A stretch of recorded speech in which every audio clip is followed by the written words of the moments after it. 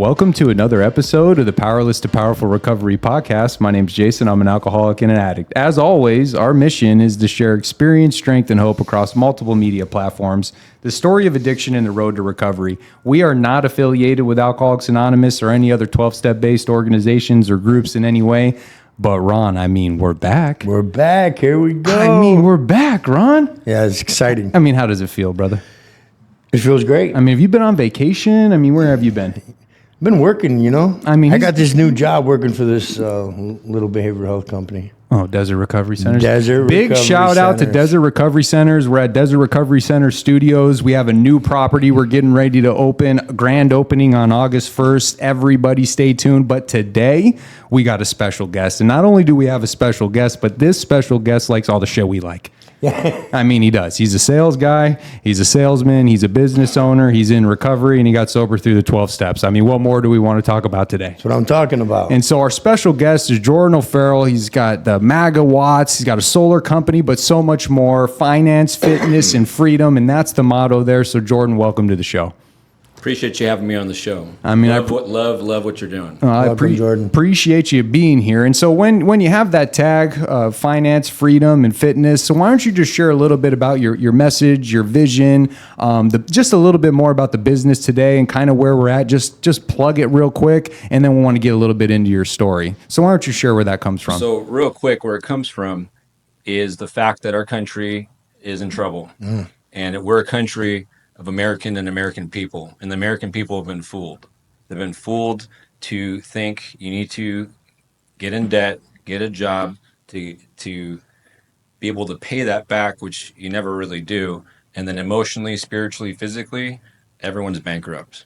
And that's what it comes down to. Sure. Last time I checked, when you did those 2 intakes at Desert Recovery Centers today, they didn't come in spiritually fit, did they? No, not at all. Yeah, and they weren't on a winning streak. No?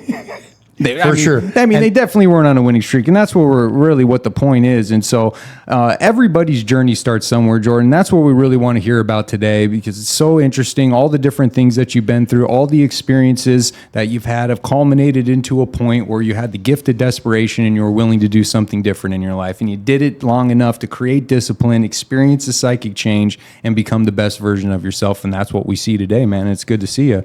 But you were born in Mazatlan, right? Mm-hmm. Like born in Mexico, born in Mazatlan. I've been there. Me and Ron were there once. Cocaine. Ron got an STD. It was a long night. Baby Carlos in the room. It was a long month. Yeah, it was that was a trip. But what was it like? So this is what I want to hear. I want you to share a little bit about what it was like, the family dynamic, who you live with out there, and kind of what childhood was like growing up in Mexico. So I was blessed with being an alcoholic and being an addict. I know that sounds maybe to the vast majority of people like a handicap. Once I realized that it's not, and I embraced that, then further on it became my asset. Yeah, at first, it was not like that. So where the story started was in Mazatlan, and it started with my dad, because it is genetic. I do. Yes, I believe that. Is it scientifically proven yet, though? I don't think it is, but I'll tell you right now, this is what they say. They say that if you can check yes to these 3 boxes, that this is what classifies it as disease. It's progressive, it gets worse, never better. If left untreated, it causes death, just like cancer. It's chronic, it's terminal. I believe, like we all 3 now just agreed on, that it is also genetic. And then they got the 3 questions. Poor control over the amount you use when you use, poor control over stopping when you want to stop, and continued use despite negative consequences. So I can relate to all 6 of those characteristics, and that's why for me it's a disease hands down. But it probably took you a minute to get to that point. So what was it like? It did. And, you can always tell if you're an alcoholic or an addict way before you pick up that drink or alcohol, with my character defects and the way I would react to life and not respond. The story started with my dad, who's Irish, so I'm half Irish, half Mexican. Right away, that should tell you something. Can we give a big shout out to Lanny? Lanny Lloyd. Irish and Mexican. Yeah. Who's Lanny Lloyd? That's his girl. Oh, okay. Yeah, big shout out to your girl. Yeah, big shout out to Lanny. Okay. Little sneak peek. If you're half Mexican, half Irish, you don't want to put alcohol in your body. No, you do not. You do not. No, you do not. And then the cocaine, that can tend to be the gasoline on the fire.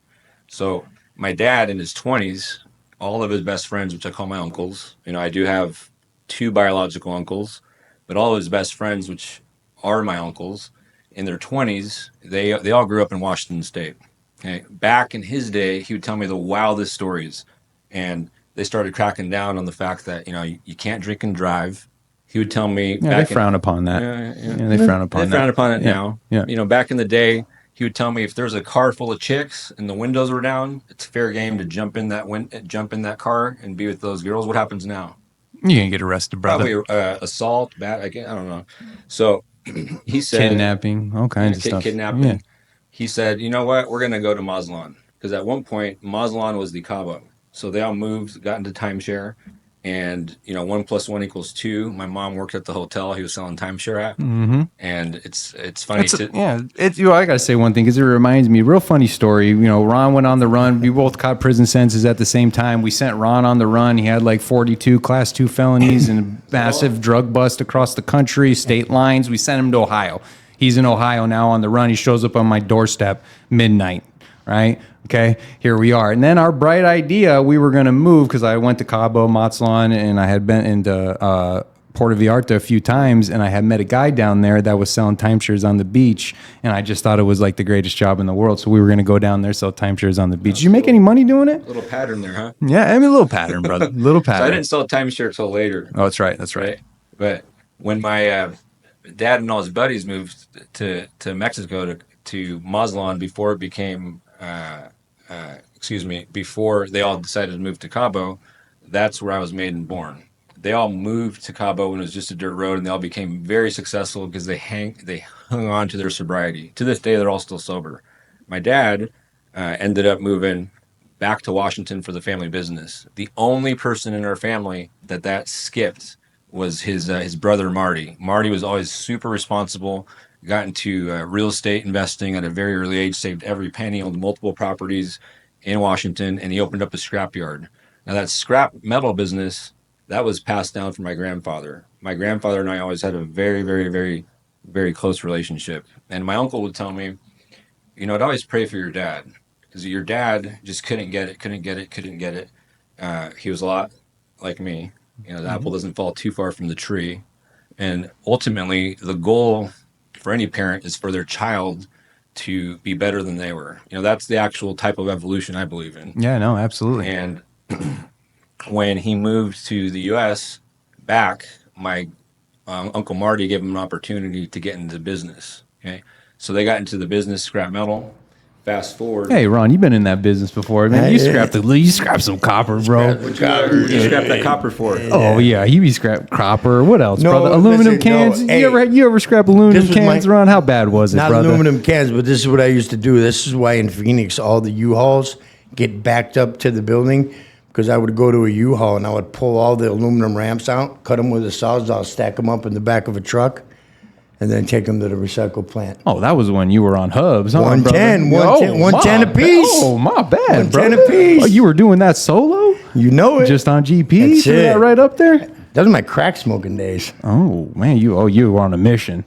Say no more, brother. Take some catalytic converters out. No, I never got into that Never one. got into that one, but I think that's very interesting, right? And so you have the family business, right? And you're in Mazatlan. Your dad comes back to take over the family business. I bet you're excited to be close to your grandfather now.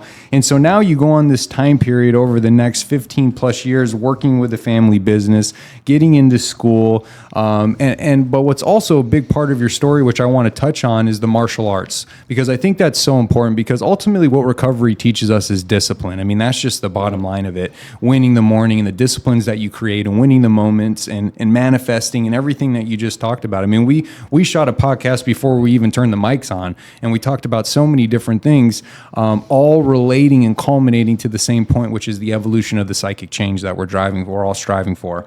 So why don't you share a little bit about the martial arts? You're also some hip hop. I mean, there's so many different things. So why don't you share a little bit about high school, your passions, some of the things that you were into, as well as holding a position at your family Well, yeah, if business? you can imagine where my dad was, he doesn't want me to do the same thing. So when we moved to the U.S., he had me working at the scrap metal business since I was 6. And, when the kids take a summer break, what do?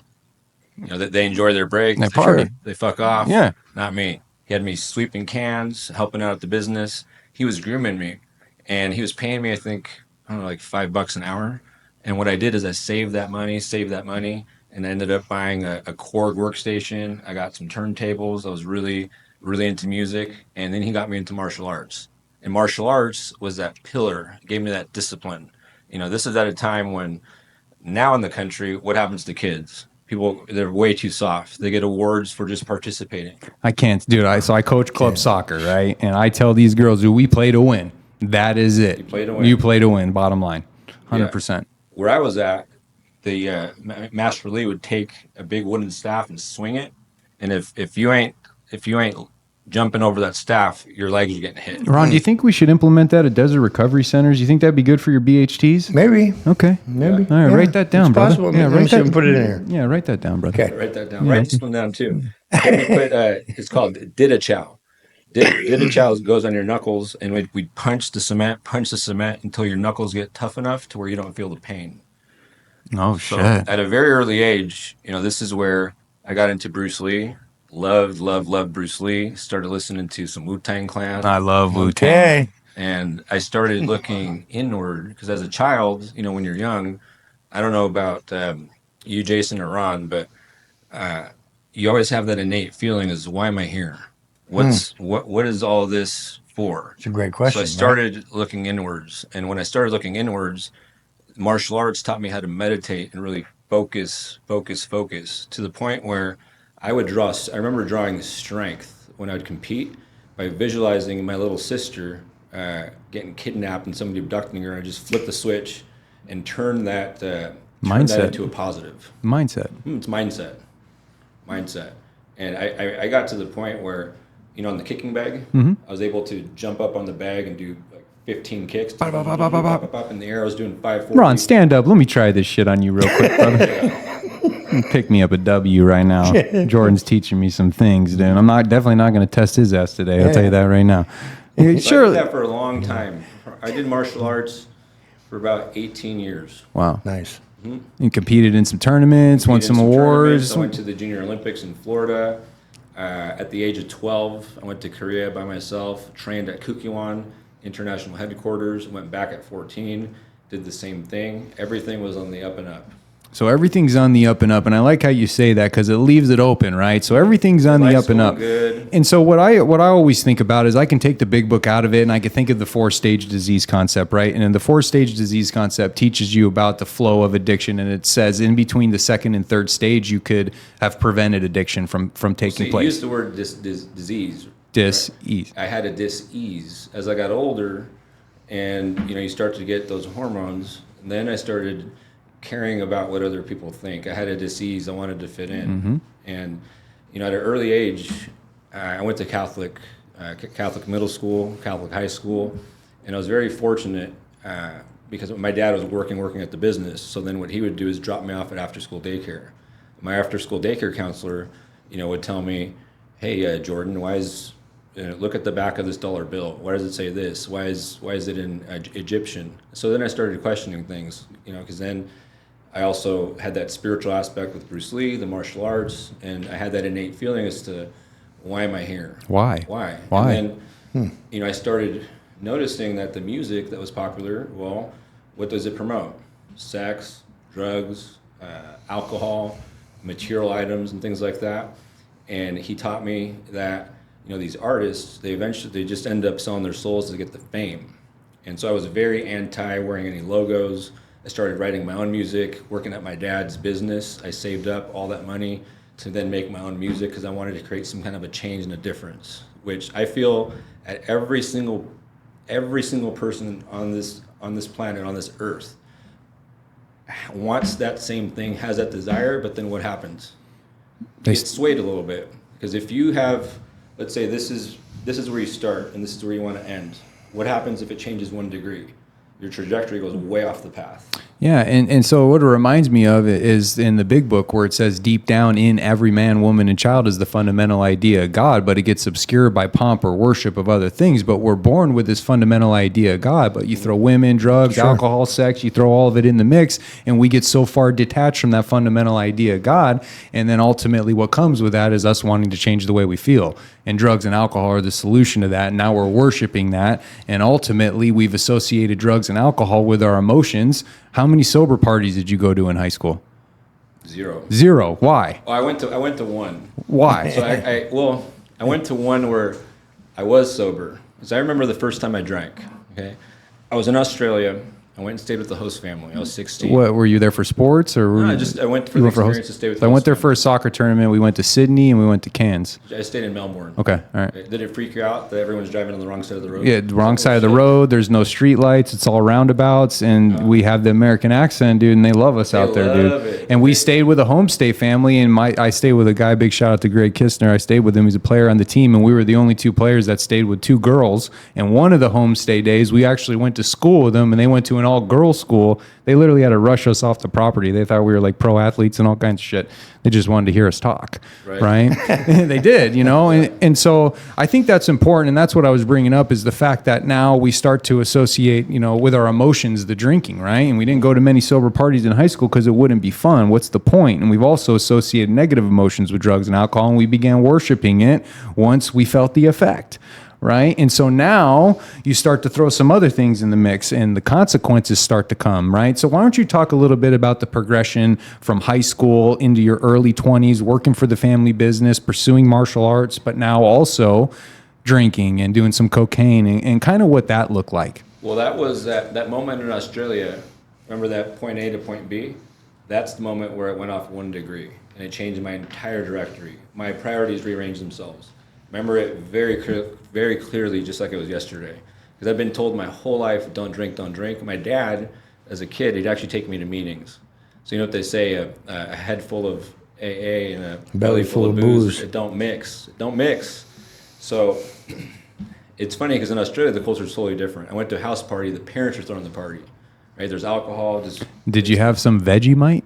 I did have Vegemite. Yeah, so they're like, hey, try this shit. I was like, oh. So they have what's called Vegemite in Australia, and they use it as like a peanut butter, dude. And it's like black peanut butter, and it's like a bitter, weird. It's like vegetable tar. They love it, dude. They eat it on everything: it's peanut butter, toast, everything. You know what they love? They love giving it to Americans. And they don't drink Foster's beer.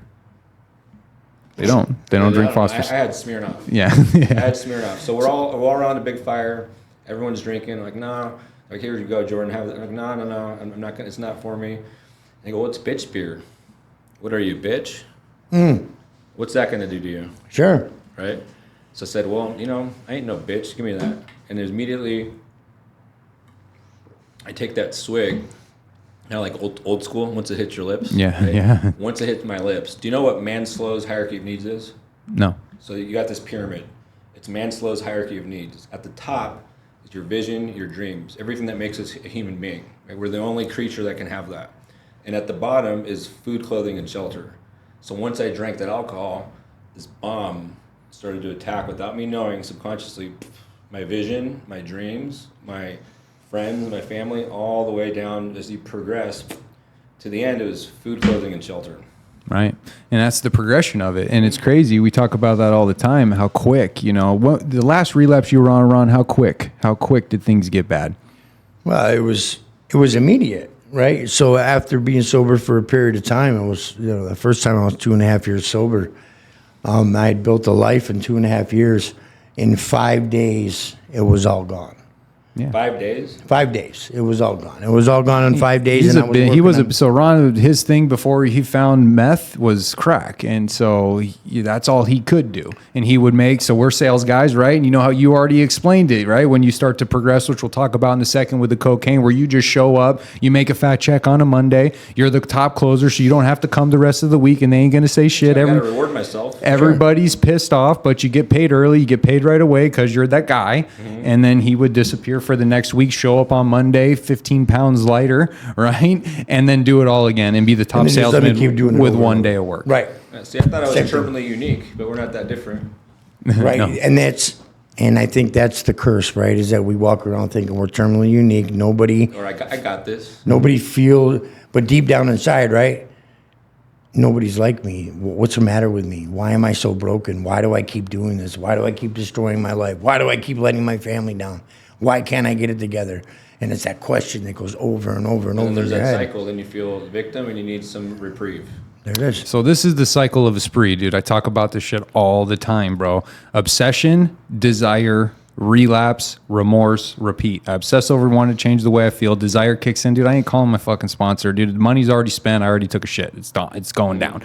I relapse. Whenever it ends, I feel extremely remorseful because my hurt doesn't discriminate. Mom and my girl answer the phone more than others. I feel horrible, consumed by guilt, shame, embarrassment, remorse, regret. Drugs and alcohol are the solution. It works every time. Don't think, don't feel, don't care. And then when I get to remorse the next time, it feels worse and worse. And I lived that way for 20 years. And I think the biggest thing for me, which I talk about all the time, is the one moment. The one moment for me was in high school, throwing a party before high school, and high school kids coming and knowing my name. And in that moment, I started to seek validation through others, and I became a people pleaser. And I just wanted to be liked, and all these different things. And I tried to relive high school for 20 years, bro. And the consequences start to pile up. And that's kind of where we're at in your journey. And I kind of want to pick up there, right? So now you're starting to use drugs and Yeah, so alcohol. once I had that drink, the martial arts, Gone. out the window. I don't care about martial arts. Sure. I start wearing logos again. I stop making my own music. I start listening to the other kind of music. And you know what happens if you start listening to that music over and over? You're brainwashing yourself the other Yeah. way. You know, just like what you put into your body becomes what you put into your mind, it becomes. And then I became a slave to my addiction. Absolutely. And so with the slave to the addiction comes consequences, comes horrific events. So I know that we've had some high-speed chases, some jail stints, and a massive car accident that I want to talk about. God. Because those are pivotal moments. So why don't you share just a little bit about some of these pivotal moments and some of the things that you learned from them that ultimately led to the gift of pain and Well, desperation? let's not even talk about being in high school, going to the bathroom, drinking, doing cocaine in the bathroom right before class. Let's take all that out of the equation. But once because it is a progressive disease, and then I started going to jail, and then one time I was in downtown Seattle. I've been drinking a little bit, and I'm right here. A cop comes around the corner, and I almost T-boned the cop car. So what do? Like any good alcoholic does. Hit the gas. I hit the gas. I pop the left, and here's my brilliant idea. I pop the left, I park, and I take the keys out the ignition. I'm good now. Because I'm not driving the car, right? Car's done. So the cop comes by, and I said, well, I'm not driving the car. He's like, you're going to jail. You book him. Book 'em. Yeah, he got booked. And so when you got booked and you go to jail and you get some consequences, did it slow you down at all? Did it scare you? Was it just a speed bump? I mean, was it street cred? I mean, how'd it feel? I didn't care. You didn't care, right? And so you start to have some other pivotal moments in a really horrific car accident. And I really want you to share a little bit about that. So can you kind of... So I'd already had my own track record, People would know, they got to know me as the guy who'd show up at the party. 5 minutes later, I'm fucked up. Why? Because I'd go downstairs and chug an entire keg or something like that. Mm-hmm. Or how about the time where I drank 6 Long Island iced teas, 5 beers, and I'm doing a 75 and a 25. I get pulled over and somehow talk my way out of it. But then, it is a progressive disease. And one day, this is at the point where I'm spiritually bankrupt. I'm filling that void with people, places, and things. I thought nobody in my life liked me or loved me.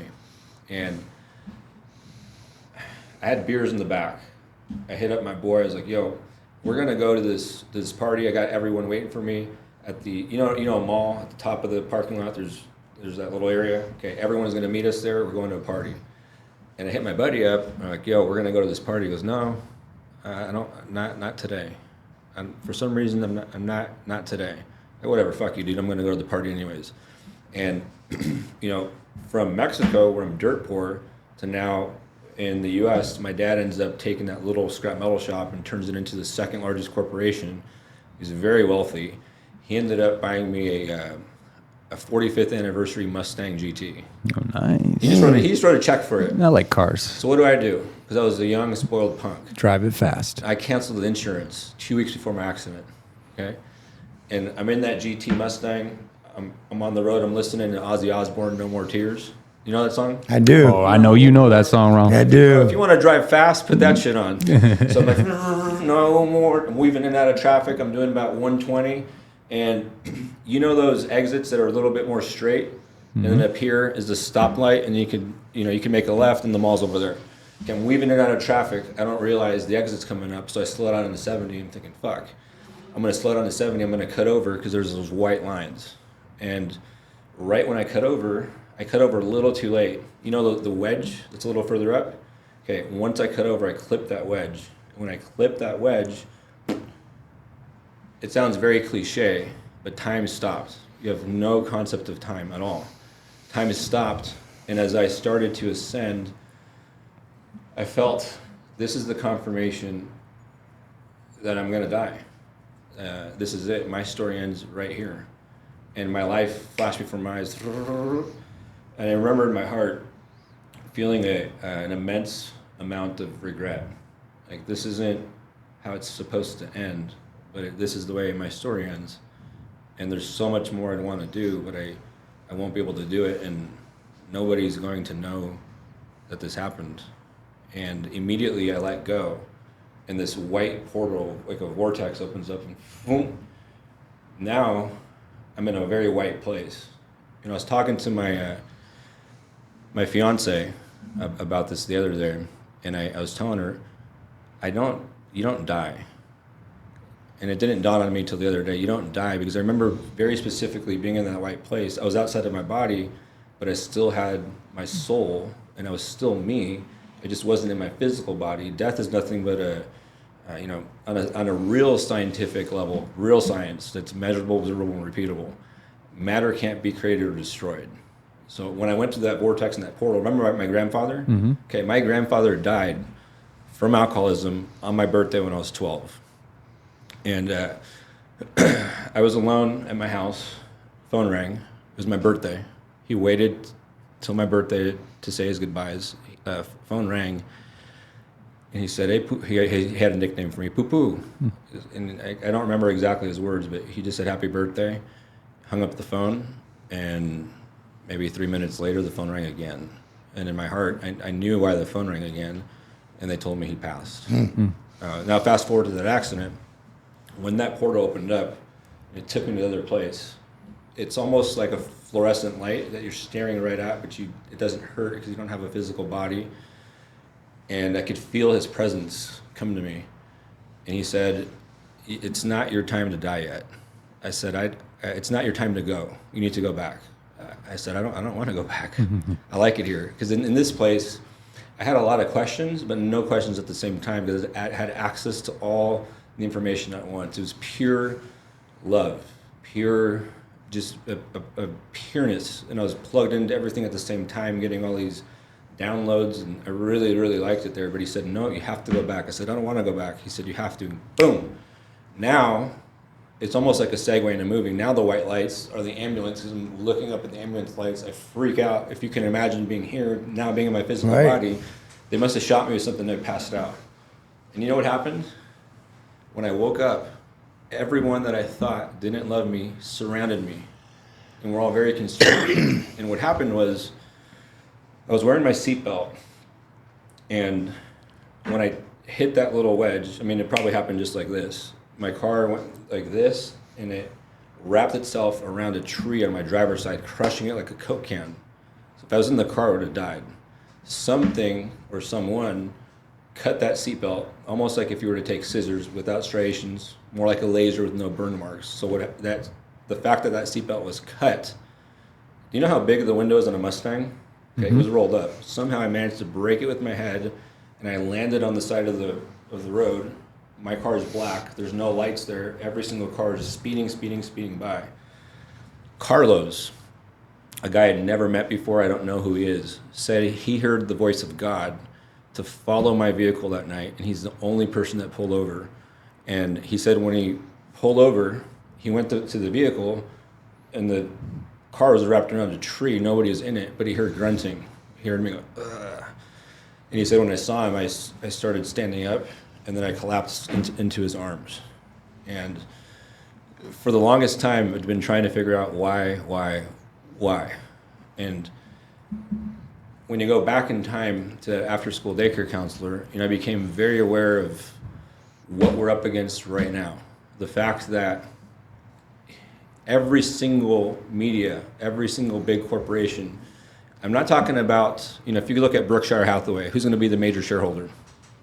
Warren Buffett. Yeah, Okay. 100%. Who's the major shareholding company? It's All always Vanguard, BlackRock, BlackRock. they're all owned by the same BlackRock, people. Vanguard, BlackRock. So if they own all the shares in all the medias, is it really the people's choice in things, or is it highly influenced? It's highly influenced. Highly influenced. And I've been trying to figure out for the longest time why I was sent back. And this is why I created Megawatts, as a response to fight back against the forces that are suppressing us here. Because I believe, if you can call it the Matrix, but let's say there's an intricate wool woven over us to blind us from our true nature, our true potential as God's people, as co-creators. Anything you, Ron, Jason, me speak, it becomes.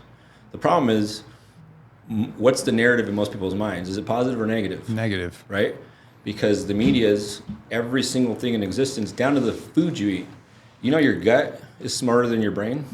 It synthesizes all the chemicals that your brain interprets as reality. So if they're controlling the food, they're controlling the information. What's the reality that they're trying to project? And Negativity. If they went through that much effort, how afraid are they of our true nature as God's people? Well, dude, I was talking to my wife about this shit last night, because first off, I was a Bad Boy Diddy fan, bro. And what I'm starting to see with everybody, everything, every media, is everything that I thought was reality is not, dude.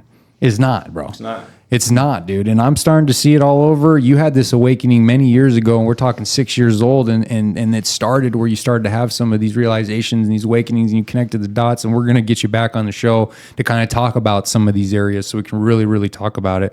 But what kind of injuries did you have from that car accident? I was massively bleeding inside. I have a huge scar down my stomach. My head, if you see a picture, is about this big. I had massive head trauma. My frontal lobe, boom, smashed into my skull. And I had a massive amount of hemorrhaging to my brain. Fortunately, I didn't break any bones in my body. Very, very, very lucky. And I went on researching. A guardian angel can only change the outcome of your death if you're not meant to die yet. Well, So I don't fear death at all. I fear not living the one life I was gifted to its fullest potential. 100%. And so I had got into a very, very bad accident where I had hit a guardrail going about 120 on the freeway, and I got thrown out the back. I was sitting in the back without a seatbelt. I got shot like a cannon out of this back windshield, and I flew in the air. By the time I ended up sliding, and the ambulance got to me, they had already been on the scene and didn't know where the driver of the vehicle was. That's how far I had road rash all over my body. But I remember flying in the air and thinking that this is how my life was going to end. There was no way that I was going to make it through this, and this is how it's going to end. And obviously I lived and all the different things, dude, but it kind of reminds me of that, where everything stopped and it went slow. And I remember flying in the air, literally remember telling myself, I'm going to die right now. I got scars all over my back from it. I'd had minor injuries, just this little scar right here. You can barely see it. Right here. Yeah, I got some on my back, the road rash, some scars, and I think about all those pivotal moments, because you didn't stay sober at that time and you didn't get recovery yet, but you had some high-speed chases, you had some jail stints, you had the major car accident, you had your grandfather's death. You would think that would keep me sober, but it didn't. But it didn't. But it's all culminating into the point now where you're running out of options, and you finally make it for your first time, and you go to Vegas and you go to a treatment center out there. What was that experience like? So I'm grateful for that experience, any experience in life, because nothing is a coincidence. It's always a culmination of all your experiences are who you are today. But I'm a firm believer that we are on a spiritual playing field, and there's forces that we can't see that are constantly influencing us. And if you think God is not there, you're just not there listening to God. Well, why don't you share a little bit about listening to God, brother? Why don't you share a little bit about the parallel between, in my accident when I went up and I let go, I let God. Mm-hmm. So they always say, let go, let God. And it wasn't until I let go of this idea that I need drugs and alcohol, and I let God, that God entered my life. And then those signs started appearing as because you were doing your part. You Sure. were doing I was your doing my part. You part. had awareness. Talk a little bit about that, Ron. Doing your part, having the awareness, and what that looks like. I mean, you're speaking my language. Everything that you've just said over the since the beginning, you're speaking my language, and just kind of catch you up with me and where I'm at with this. So I believe life is a series of experiences, right? That's what we're here for. We're here to have these experiences. And sometimes we get so stuck on the destination, the goal, right? Whatever your goal is, I need to achieve this. So then we're focused on that, and that's what we're worrying about. But along the way, that journey, all those experiences that we have, spiritual experiences, I guess you could say, Yeah. the people that you meet, the conversations that you have, and this would and this happened to me all throughout my life, right? There was a point when my conception of God was I believed there was a God. I knew there was a power stronger than me. I knew there was something that created all this, but I believed that God didn't want anything to do with me anymore because I was such a scumbag, right? So what ended up happening was a series of experiences that happened when I was in prison, helping other men, giving freely of, and praying to a God I didn't believe in. Right? I didn't believe he was going to help me. I believed he was going to help you, and I'm going to pray for you. And one day I had this revelation, I guess you could say, where I believe God wears people close because something happened in front of me. There was a man talking to me and sharing and talking life into me, and he had no idea what he was doing, and it changed my entire life. And going back to the hip hop and what the media wants us to think and what we put in here. On that same day when I adopted that belief system that God wears people clothes, because I believe God doesn't create good people or bad people. He creates people out of love. And when he does, he leaves that mark on us and inside of us. And I believe on that day, what I look at become my thoughts. My thoughts become my words, and my words become my actions. So once I started to change the way I looked at things, the things I looked at changed. It was crazy. It's such a simple concept, but that's what happened to me. And then I believe that, and I'm sitting here listening, and here's some more evidence for me that God wears people clothes. You're an amazing human, man. You have a story. You have something inside of you, and I'm so glad you're here, and I'm glad you're doing what you're doing and sharing your message, because this is what the world needs. The world needs more messages like this. So. And that's what really what the show's for, is to bring on other inspirational individuals to share their story, to connect, because it's just about connecting. But like any good alcoholic or addict does, after they go to treatment, they get a little bit of relief and they got their confidence back a little bit, we get into sales, brother. I mean, that's what we do. And I'll tell you why we're such good salesmen, especially when it comes to the character defects, because for me and some of the sales that we were in, lie, cheat, manipulate, steal, that was a characteristic of the job. So now when I get to step 6 and I got to change my character defects, turn them into assets, strengthen my identity, I'm going to throw the 7-step prayer on, good and bad. Here we go. My usefulness to God. And I'm popping, dude. It's foreign to me, bro. And I got to shake these defects that have been assets not only to my addiction, but also to the sales life that I lived. And so let's talk a little bit about, you get out of treatment right now, you're sober, but you're broke and you got to make money and you got a criminal past now and you've got some things and people know you. And so usually the most acceptable place, I'll tell you right now, the best ad that I ever ran for hiring for sales guys, telemarketers, we don't drug test, start immediately. And I'll tell you right now, dude, that was the best ad I ever ran, right? And telemarketing always got me into trouble, so I'm not going to glorify it in any way, shape, or form today. Right. But I want to hear about your evolution of this thing. And even if I say the word telemarketing more than 4 times on this podcast, my wife's ears will start to burn and fire will come out, dude. Hey, and didn't you make on the? I'm sorry, I got it. Didn't you do on the application somewhere about are you taking any medication? Yeah, so when I had my first telemarketing company for ADT Home Security, I also had picked up a pill habit, right? And so I made my own job applications and I added a question on there. And the question was, are you on any prescription medication? Check yes or no. So if they check yes, what do you got? And if they had something good, I'd hire him and keep an eye on him and give him that ride once a month to CVS, brother. You know what I mean? Jason. But let's talk a little bit about the sales aspect of it, because it's such a huge part of your story. You inspire, you mentor salesmen, you uplift, you teach them what to do with their money and finance and all the things that brings freedom, that is Megawatts. And so share a little bit about what that was like, the evolution of sales, how you got your start, and just share that progression. So how I got my start I hadn't fully gotten sober yet. And that was the blessing in disguise was the fact that I'd fucked up so many times, in and out of jail, probably 5 to 6 times. I spent quite a while in jail once when I took my dad's vehicle while he was in Mexico. I thought, hey, what a great idea! He's in Mexico. I know the keypad to his big boat garage where he stores all his I race know cars. somebody who did that. So, why don't I take some ecstasy because I've done it before and it's never worked, and I'm gonna go, to a club with my buddy, right? So, and it's never worked before, and I remember it again, just like yesterday. We're at a stop sign. There was a cop that had somebody pull over already. So I did a boulevard stop. But keep in mind, we're two young dudes wearing a burnt orange racing car with black racing stripes. So when I did the boulevard stop, Real low profile. yeah, low profile. And then I did the boulevard stop. And then we're almost there. And I passed the stop sign. Then all of a sudden, boo. And then right when the cop lights went off, it's like all the ecstasy, boom, just hit my system. Time to go. And Lucky. it had already been a couple, the Four Locos before they changed. Oh, Oh, yeah. yeah, we two know. of those already. So I was Oh, in. Deuce Bigelow. And it never hit. But then I'm like, man, this feels good. I feel all this horsepower. And in my mind, I'm like, I'm not talking myself out of this. And literally, every single time I played Grand Theft Auto, just flickered behind my eyes. And I dropped. I go, Felt like and you're I in the just game. fucking took off. Yeah. And when you're in Seattle here, I probably could have got away here, but we are about an hour and a half up north. And up north, the cops ain't got nothing better to do. You can't outrun the radio.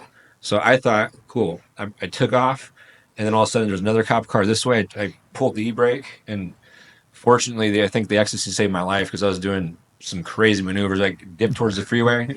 I'm doing about a $180 on the freeway, and my buddy's holding those shit handles. They're like, yeah. I take the exit, and there's 20 cop cars just waiting for me. And then I pull the e-brake. I'm weaving out of traffic. We go this way, we go that way. Now I'm in somebody's yard, and the cops got me surrounded. And my buddy's like, bro, you got to stop right now. I looked to my right. I'm not done yet. And then I maneuvered my way out the little box. Did a little pit Yep, maneuver. take them again. End up in somebody else's yard, and they have me surrounded. This time their guns are drawn. Sounds like a lot of restitution. Yeah, guns are drawn. And this time I'm like, all right, I'm gonna hop out the car, and they slam me on the car. I'm like, whoa, why are you being so rough? But that feels kind of good.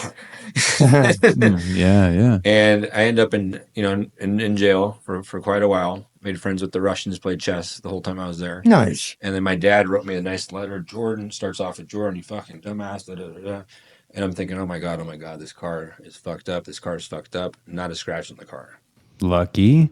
So my parents had a condo in Rocky Point my whole life. They sold it a few years back, but since '96 they had a condo in Rocky Point, and they were gone. And I had keys, and I took cars, and wasn't supposed to drive the Mustang 5.0, and I took some acid. I had to get somebody home, and it was raining, and I rear-ended somebody hard and totaled the car. I get it, man. And so I can relate to so many different things.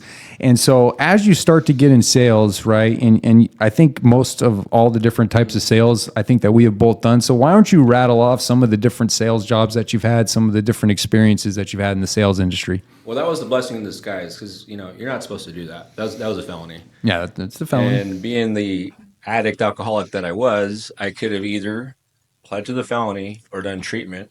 So I pled for the felony. And because I didn't want to go to treatment. Yeah, I'm not ready yet. I don't want treatment. So then after that, my family's business went out of business. My dad ended up relapsing on painkillers. When the doctors were prescribing him like candy. Yeah. And I watched him lose weight until one day his brother goes, Jordan, you don't think I know why your fucking dad weighs 150 pounds? And then it hit me. And then you connected the dots I then. connected the dots, and for the first time in my life, how you put your parents on a pedestal, I saw him for what he was and the problem that he had.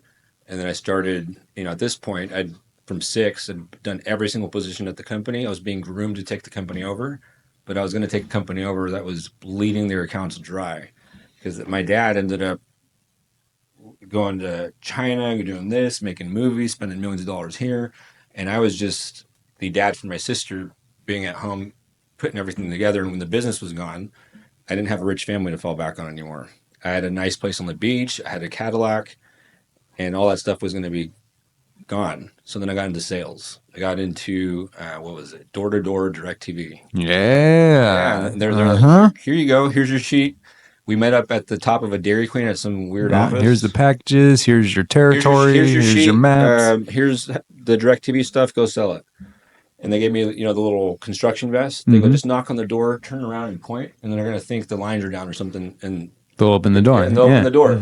And I sold my first account, then I sold another account. And then eventually we got into Walmart, Fred Meyer, did that. And I was really just looking for the right vehicle to plug into. I did refinancing commercial loans over the phone, gym memberships, ice cream, RV sales, car sales 2 times. And it wasn't until I found a position at an alarm company called Red Safety. I thought, this is cool. It's an alarm company founded by a former firefighter. They have a mission and a purpose. And at that time, I was homeless. I was staying at my buddy's house in the ghetto with a rat-infested house. And I thought, I need to make this work. This needs to work. And for the first time in my life, I realized the only way for this to work is I need to change what goes into my head. So I started listening to guided meditations every single night just to brainwash myself. And you know what happened? When I was in high school, there was the hottest girl at the school that wanted nothing to do with me. I started changing what went into my head and things started to manifest. Then she wanted to date me all of a sudden out of nowhere. And then I started to make some money. Then I started saying, well, how do I sell? Okay, if I take a statement, I need to turn it into a question. I was like, sit down, we're going to practice nonstop. Bam, bam, bam, bam. Yeah, role playing, open-ended question. And then I started, making $500 a week, $700 a week, $1,000, $2,000. I was sober until I wasn't. We took a trip in Portland because I thought, well, I got this beat. Fall victim to a belief which practically every alcoholic has, that his long period of sobriety and self-discipline qualifies him to drink like other men. Yeah, I was qualified to drink like other men. That's Everyone's right. drinking, so what's the big deal? Let me drink again. Seeing people taking drinks with impunity. Remember that pyramid? My visions and stuff again. And then I still was making really good money. And So you can conceal it for a while, dude. And I could. talk about this all the time, dude. I was making $100,000 a year, door to door, doing all the things. I'm strung out. I got the Mercedes, but nobody knows there's no insurance, there's no tags, there's no spare. I put $1.14 in the tank 3 times a day, but I get car washes every day, right? So you think I'm doing so well. Because if I have this fear that if you knew what I was really up to, or you really knew me, you wouldn't love me. Right. So I want to lie, and I go up to these great lengths to push everybody away, dude.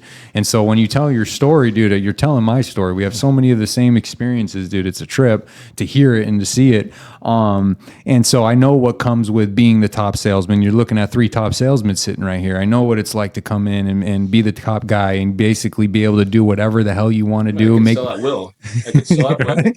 And I knew that.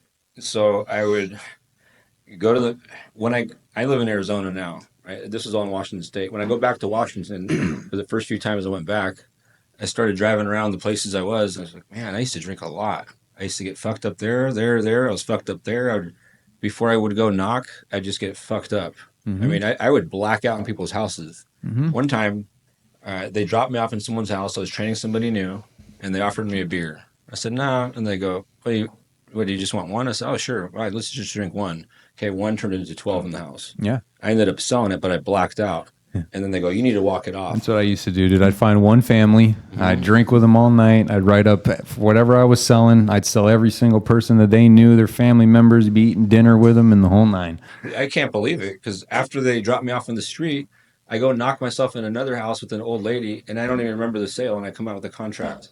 And so what also starts to come too with the progression of success, with the progression of finances, the progression of tax brackets, also comes the progression of your disease, right? And so now cocaine starts to become really, really prevalent in your life. We've had the sales, you got the experience now, you got the skills, right? And we all know what it's like to be the top guy, right? And the ego and everything that comes with that. But what also starts to come again is the negative consequences. And then we get to a point with you where we're really starting to control and enjoy. And I want you to share a little bit about microdosing, because cocaine and all the things and the microdosing. I liked cocaine. Yeah, I liked it. And I'm grateful for it now, because it brought me to my bottom very quickly.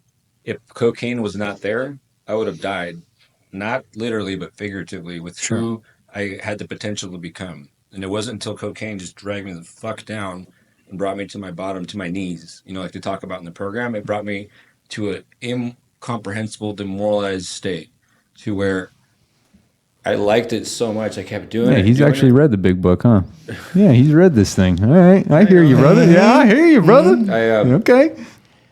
I was beaten into submission, and I thought, well, I'm doing all this cocaine and I'm drinking to calm down, and I accepted the fact that I love cocaine, so I'm going to try microdosing it. Okay, so it worked for a little bit. I'd microdose. I remember talking to one of my buddies in the program. He's like, "How's that going?" It's like an energy drink. I'm just going to microdose it. Okay, what do you think a good addict alcoholic does? I microdose it all day long. Man, I need to be rewarded. Let me get a whole bag and just. Yeah, look how good I did today. Hey, Now, great. You're doing great. I'm in a relationship. God bless her, because she put up with all of this shit. And then later, we're not in a relationship anymore, but she told me she just used with me because she wanted my love and she wanted to be with me. Right. And I got us both in debt. I used her credit cards. All the things. All of the things. And I was doing so much cocaine. We'd argue back and forth. And something inside of her said, I'm not going to do this with you anymore. And this is the point where I would be on the street or in my car with reps, and I remember looking in my rearview mirror and I couldn't move. And I would just see the demons. I was going through sleep paralysis. It was dark. And I gained a lot of weight because I wasn't taking care of myself. I was drinking. I was eating fast food. I was so afraid, and you probably can't tell now, to even talk to somebody. I would take a shit and go shower because I was too afraid to leave my house because I was so wired out that people would think I'm coked out. Why would they think that? Or I'd have her go get me alcohol just so I could calm down and drink some more. And it's fun until it's not fun anymore. And it really was just not fun. I was miserable. There was a darkness over me and a darkness over everybody around me. And in my room, I would also get sleep paralysis. And the feeling that she had was her being pregnant. And she stopped using, and I kept going. And I remember imagining me being her looking at me. And my little brother was born, and then I tried to get my little sister to do cocaine with me, and then something hit me because I kept going to meetings, and I'd get 2 or 3 days and I'd relapse. 2 or 3 days relapse. 1 day relapse, and I kept relapsing, and I thought, jails, institutions, or this time it's really going to be death because my heart's probably going to explode. And I don't know if you both probably know this. When you mix alcohol and cocaine, it creates something very, very toxic. Stimulant and depressant. Very, very toxic chemical that will kill you eventually. And I remember thinking back to a men's meeting. And in that men's meeting, you always want to find something that somebody has that you don't. And I remember scanning my memories, and everybody in that men's group didn't have the same problems I had. They had different problems, which are good problems. Like I have very good problems today versus what were my luxury problems. Yeah, luxury problems. And they all had this serenity, this peace. They were happy. They were smiling.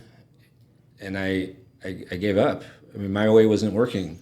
So this phone weighed 2,000 pounds. Here's a heavy one. Before, but this time it was very easy to pick up because I was defeated. And I called my sponsor, Frank. And I said, Frank, I need help. Can you help me? And I believe at that moment I made conscious contact with the power greater than myself. God speaks through people. And I knew what he was going to say. He said, well, Jordan, doesn't say anywhere in the big book that going to meetings keeps Jordan sober. You got to do the work. Are you willing to go to any length to get sober? And at that point, I was so beaten. I was so humiliated with who I was. None of my family trusted me. I mean, I would ask my mom for money to pay rent, which is just to spend it on drugs. Yeah. And he said, all right, you got to get to work. Time to do the steps. That's right. You ready? And the obsessiveness that we have, if you yield it the right way, you can be obsessed about good shit. So I got obsessed. About my recovery and my path. Channel that addiction as an asset. Channel that addiction, and I put so much effort into my recovery as I did in my destruction that I recovered immediately. Right when I picked up that phone, the darkness, the sleep paralysis went away. The obsession to drink or use was gone. I didn't. I was obsessed to get recovered, to have the recovery, to have my life back, to have everyone around, to stop borrowing money from people, from my family. Now what happens is actually my mom asked me for money. Yeah. You know, I can help everybody around me, but I was useless to everybody around me because I was destroying myself. And then I got through step 1 all the way to step 8 and made amends to 122 people in 1 month. I doubled down. I went to 90 and 90. Fuck that. I went to like 150 and 90, and I had a God shot. So you know what happened the day I decided to stop? I went to a meeting in downtown Seattle, which is the first meeting that ever existed in AA. I don't know Really? if you know what that one is. I do not. So Bill W. was actually at that meeting. And I remember being at that meeting, my phone rang. It rang again. My ex was calling me again. And I thought, that's weird. Why'd she call me 3 times in a row? And then she texted me and said, the police are here. And what happened was there was building A and building B, right? Let's say my room was like 123. I don't remember what it was. But somehow the cops showed up to our room, and they said, oh, we got the wrong room. It's actually another building. But they came in. I know what they were doing. Because we're arguing so much, and the word coke and drugs was used so much, the neighbors were probably calling on us. And fortunately, right after I got sober, I got rid of every single thing that was in that room, all the drugs. If I had waited one more day, You would have got arrested. I would have gone straight to prison with possession charges, and I would not be here. It was a God shot Yeah, that absolutely. I'm on the right path. Yeah. And I don't know if you believe in angel numbers, but I started seeing the number 33 everywhere. 33. I believe in numerology. And when I looked it up, 33 means that you're on your path and you're on your destiny. And I have a lot more to speak on that 33 because I've seen it very recently over and over and over, and I've had some really powerful experiences. And that's why I really want to have you on to talk about a whole bunch of plethora of different things, to really just to go out and talk about all the different, areas At that point, for you. I was very hyper aware. And when I got sober, I started listening my music. I got rid of all the bullshit. I went back to how I was, feeding my mind. I mean, you were 250 pounds I was too. overweight. I was 250 pounds. My belt size was 44, and You hit the ground running. So you finally reach out for help, which that's the hardest part. And that's why when we meet with sponsees and we first meet with them, we tell them we want you to pick up the phone, call us every single day. We want them to get in the habit of picking up the phone because it's the hardest thing to do. And so you pick up the phone, you work the steps, you have the amends, you have a spiritual experience, you're starting to introduce all your passions back into your life, prayer, meditation, physical fitness. Once we get sober, we care again about our body. We care about our appearance. And I talk about that addictive switch that I had in my mind and using it today for more of the better things in life, physical fitness, sports, education, professional service work, just continue to get more and be obsessed about the good things in life. And you were able to do that, but it doesn't happen right away because I also believe that it's a 50-50 relationship with God. My 50% is the action steps each day, and God's 50% is the outcomes in my life, right? So I got to have some hope and some faith that if I do the work, things are going to get better because it didn't get better for you right away. We're talking about, having to give food boxes and having to struggle and having to find your way to build a business, to find your niche, to get back into that. What? It did get better right away. Because even though I had all those perceived hurdles and challenges, I was happy. I was successful. I had success because I had peace. I had serenity. Sure, I didn't have. I'm mainly speaking on the financial aspect of. Yeah, the financial aspect, I didn't have it. But I had my peace. I had my serenity. I had a direction. A pilot doesn't go anywhere without knowing the destination. Before, I had no idea what I was doing or where I was going. I knew what I was doing, and I had created so much wreckage. I just needed to clean it up, and I was on that right path. And yeah, you're right. I didn't have the money, but I wasn't seeing everything as a problem. There's two sides to every coin. You can either look at the negative or the positive, and I saw everything as an opportunity. Okay, I don't have money now. My sponsor said, go to food banks. It's like, all right, I'm going to go to a food bank. My girl's pregnant. I'm going to get her the food. I was doing odd jobs just to get money for gas. And, God wants me, this is an opportunity from God to fast. Do you know what fasting does to you? There's a process that happens in your body called autophagy. So your cells, when you stop using the energy to break down food, it goes into your body and starts repairing your cells.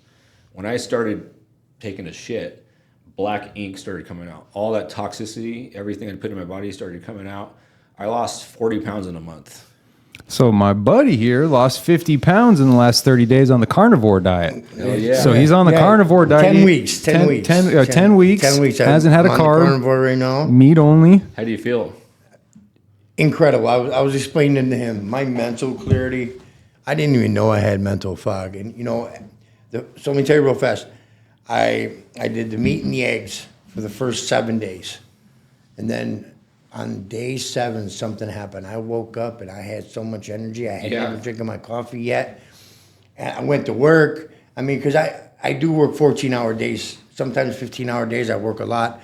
And there's no crash. You had no energy. You had no crash. You had No endless crash. amounts of energy. He's got me wanting to do it. I play sport. I'm trying to get him to do it. I hope he tries it. I was in a meeting, and this is probably like the 5th day. I was just only having water. I did a water fast, nothing but water. My cells, I felt like I was going to levitate out of my chair. My energy just did not. Yeah, I watched him start this diet, lose the weight, talk about the clarity, and he's got me wanting to do it. He really The weight does. loss isn't even the best part of the diet. And that's the secret right there. You change, it's a ripple, and then it causes other people Sure. change. Everybody around me started being like, oh, I want to change too. I want that too. I want to feel good. Exactly. And so that's what we all do today, right? We don't have to go out and promote recovery. We don't have to go out and promote the program. We don't have to go out and promote business and all the different things. They can see it all over us by the way that we carry ourselves and the action steps that we take each day. And so after you start to get sober, you work the steps, you recover your life physically, mentally, emotionally, and spiritually. You start fasting. You're in phenomenal freaking shape here. But ultimately, at some point now, you make this transition into becoming a business owner for yourself and to really open up this solar company. And so I want to take the last few minutes of the podcast to talk about Megawatts, to talk about the solar company, to talk about where they can find you. Are you hiring?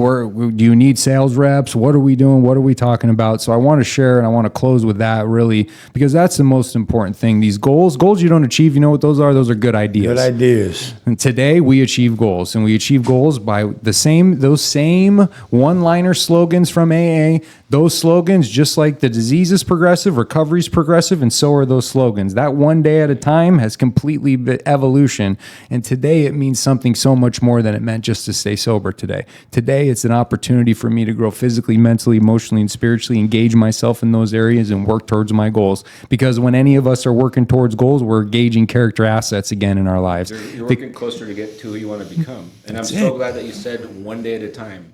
That's exactly the problem that we're faced with today, because we're in a day and age of instant gratification. There's no delayed. Everybody wants it right now, right now, right now. And the ironic part about that is if everybody wants it right now, right now, you know what the number one thing people struggle with? Being present. How many times you talk to somebody and they're already thinking about what to respond before they even listen to you? It's like 4 seconds. You're already starting to think about how you're going to interject, what you're going to say, and how you're going to cut them off. It's like some insane number, dude. Yeah. Yeah, and so talk a little bit about the solar company, when it was created, what you guys do, where they can find you, how to reach you, and just talk about the solar company, because I love business and I love seeing people win. So talk about you winning today in the solar game. So I've been in the solar space for about 4 years, and I'd always, I had my own dealer. I was always branding myself as the installer, and tying into, me coming back here, knowing everything I know about how we're fooled and tricked. I created Megawatts as a response to that, to create a vehicle for really anybody that wants more than what they're currently getting. And what that takes is leadership. The world lacks leaders. What they always want to attack is the nuclear family. They always want to separate the mother and the father from the child. And if that keeps happening over and over and over again, and the kids are now in the cycle of an indoctrination camp, what's the world going to become? I created Megawatts as a response to fight back, not just to take our power back in a literal sense by going solar, but figuratively. And what that means is fitness, finance, and freedom.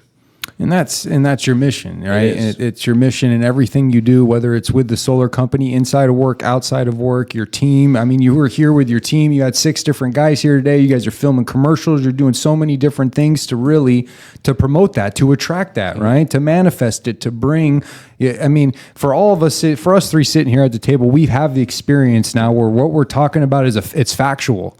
It's not maybe this will work, or if you do X, Y, and Z, or there's a power grid in yourself. Dude, it's a fact to me. We've got tangible evidence in our life for consistent periods that says when we do our part, the outcomes work out. And since I maintained a connection with God and came to that belief and decided to respond to life, not react anymore through the spiritual principles associated with God from step 2, made a decision in step 3 to respond to life, not react anymore, and live in those assets of God, which created a psychic change. And in doing so, dude, it's given me a life beyond my wildest dreams. So where are you guys located at? Where can they find you? So you can find me on Instagram, Lift It or Lose It. We also have a company page, Megawatts HQ, and you can DM me directly. I will respond. And to answer your question, we're not hiring just anybody. We don't want just anybody. We're not going to hire somebody if they're just focused on the money and the commissions. We don't want you. That's always a byproduct of doing the right thing. Yes. Do you have a great opportunity to level up and make the money that you want? Yes. But if that's all you're focused on, you're going to miss the boat. Okay. Sales is personal development in disguise. So the more you focus on who you want to become physically, spiritually, emotionally, that's what we want. And if you're not there yet, we will help you as long as you're teachable and coachable. And humble. I mean, dude, we definitely got to have you on again on the show so we can talk about all the other areas of life and really get into some conversations about some things. But really, man, Jordan, it's been a pleasure to have you on the show today and just hear your story, and just another example when you put the work in and your experiences shape you and you get to that pivotal moment where you have an opportunity to get recovery or relief. And I got relief plenty of times, and this time for all 3 of us here, we found recovery, and that channels into every single thing that they do in their life. So Jordan, thank you for being on the show. Ron, where can they find us? Where's our social media? Where can they find us? How can they get in touch with us? We got listeners. We're in 34 countries now. We got listeners all over the world. We haven't had time opening desert recovery centers and all the different things. We're getting hate mail. So thank you, Jordan, for being here today, so we can continue to put out some new content. New content we'll be posting every week now, Thursdays. Be on the lookout for it. Yeah, but before I say, Jordan, I just want to say absolute pleasure. It's been a while since Jason and I have been able to sit down and do a podcast, and your message and your story, and I can't wait to get deeper into it. Thank you so much for coming, man. You have so much inside of you. I hope that we can continue a relationship and a friendship, because I think we can help each other, and maybe we can help a whole bunch of people along the way. You can find us on Facebook, Instagram, Powerless to Powerful, Ronnie No Matter What on TikTok. And Desert Recovery Centers all over. Go to Desert Recovery Center. It's a beautiful website. There's a beautiful picture of Jason on there. Oh, Yeah, no, really? yeah. Okay. You're on there, bro. I'm really grateful for both of you, too, for having me on the show. Ron, Jason, you guys are awesome. And I love the powerless to powerful, because ultimately that's what Megawatts is all about. Yeah. Yeah, to gain the power back, dude. I'm not powerless Get your forever. power back. We're going to get the power back, bro. So reach out to Megawatts, reach out to Jordan, get on his Instagram, like, subscribe, share, all the different things. Get his message out there, because there's somebody, that one person that we need to connect with that's going to attach to his story, and it's going to be a life changer for him. That's who we're looking for, because you're right. We are connectors. So tune in to the Powerless to Powerful podcast. New episodes will now be dropping every week. Any hate mail, send that to Mike. Tune in to the next episode. Hell yeah.